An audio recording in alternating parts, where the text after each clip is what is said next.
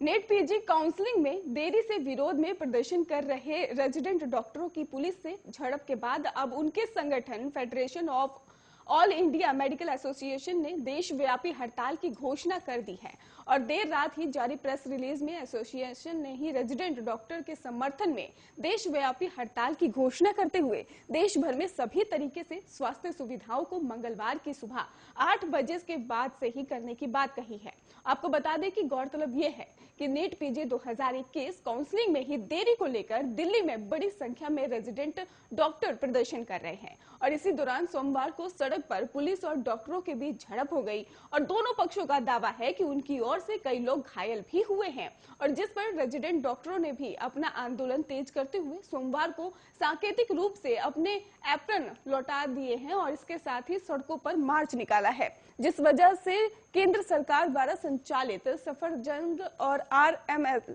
और लेडी हॉन्डिंग के डॉक्टरों के साथ ही दिल्ली सरकार के कुछ अन्य अस्पतालों के डॉक्टर ने साथ ही डॉक्टरों के समर्थन में काम करने से इनकार कर दिया और जिससे दिल्ली में ही मरीजों का इलाज प्रभावित हुआ है। उल्लेखनीय है कि आपको बता दें, इसको लेकर भी पिछले कई दिनों से दिल्ली में विरोध प्रदर्शन चल रहा है और ये भी आरोप लगाया जा रहा है उनकी तरफ से कि कई डॉक्टरों को पुलिस ने हिरासत में लिया और उन्हें थाने लेकर गए। एसोसिएशन ने आगे कहा है कि पुलिस ने शांतिपूर्वक आंदोलन कर रहे प्रदर्शनकारी डॉक्टर के ऊपर बल प्रयोग किया है और जिससे काफी संख्या में डॉक्टर्स घायल भी हो गए हैं।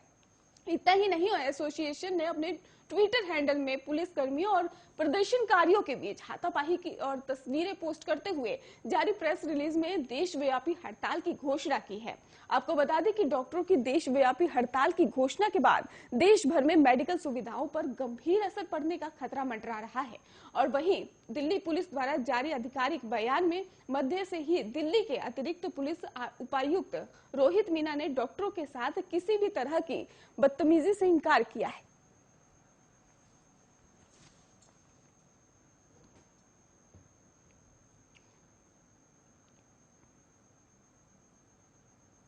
हरियाणा में मंत्रिमंडल के विस्तार को लेकर चल रहा सस्पेंस अब खत्म हो गया है। हरियाणा में कल मंत्रिमंडल का विस्तार किया जाएगा और इसके पहले ही आपको बता दें कि पिछले कुछ समय से मंत्रिमंडल विस्तार को लेकर अटकलें लगाई जा रही थी और वहीं अब इन अटकलों का विराम लग चुका है। सूबे के मुख्यमंत्री मनोहर लाल खट्टर ने खुद कैबिनेट